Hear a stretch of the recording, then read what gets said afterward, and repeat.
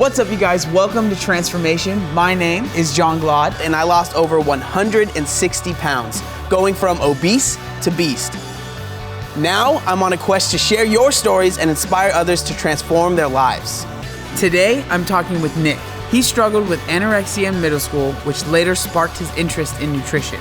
Today, health and nutrition are a way of life for Nick. He's an active member of the Army, a fitness YouTuber, and an entrepreneur. Welcome to Transformation.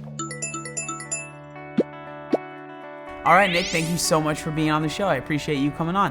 Hey, thanks for the opportunity, man. I really appreciate it. So why did you decide that you needed to lose weight? It was around 2004. I was like 14, 15 years old. I was in middle school.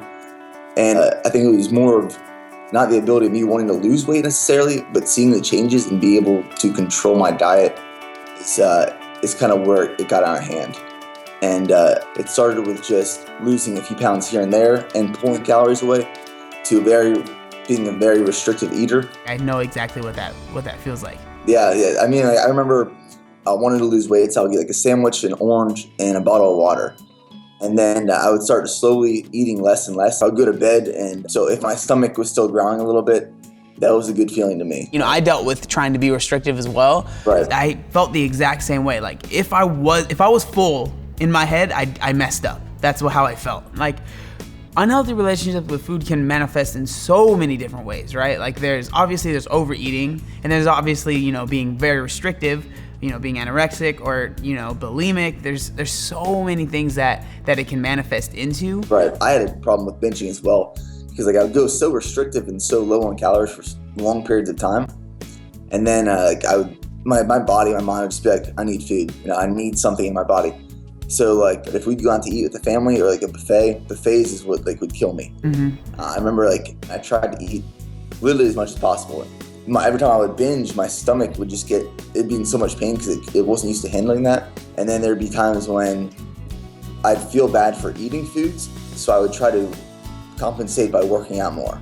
So I would come home, I would put on like a sweatsuit, and I was a baseball player at the time, so I would put a sweatsuit on, I would do like baseball swings, because I thought I could sweat out the food, that I consumed earlier that day. So did your performance change as you were more restrictive with your calories? Yeah. I mean, I remember there was one morning I specifically remember where it was like a Saturday and we had to go to a game, and I woke up and I literally just could not get out of bed. I was that weak that I just couldn't go to the game. And that's when my parents kind of realized how weak I was, because they didn't really understand what was going on with me at the time. And that's when we started going to doctor's visits in the hospital and all these appointments to try to figure out what was going on. I knew what was going on the entire time.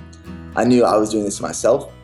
It was getting to a point where we were going to the hospital on regular visits, and we just got back, me and my family got back from vacation to Mexico like a year prior. So the doctors brought up the idea that, well, maybe I had some sort of virus from Mexico or from our vacation. Mm-hmm. So I kind of played that off as well too with my friends. They saw me losing weight, and I was like, well, the doctors think I have this problem.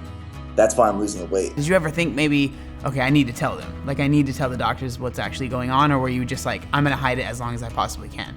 I think that I almost started to buy into what they were telling me. I always almost started to think, well, maybe they're right, and maybe I don't really have a problem. So we would go in for all these tests. And then it wasn't until towards the end of all this happening, my mom's taking me to an appointment, and we pull into this eating disorder specialist clinic. And I was like, what's going on right now? Why are we here? It was almost like an intervention with my mom and my family and the doctors. And they were like, you have a problem, you need to get help. And that's where it hit me. It was like, they caught on. They know what's going on. And from there, it kind of almost just clicked. I was like, okay, well, I need to help myself at this point. So when did you finally feel comfortable eating again? I found a balance. So I'd say, I was losing weight and I found a balance, and then I got to a point where I wanted to start looking better, feeling better. And then I kind of just fell in love with fitness and nutrition and working out on a regular basis. So that's when in college I did my first bodybuilding show, and I utilized flexible dieting, and I didn't have labels on food. There wasn't bad food, there wasn't good food.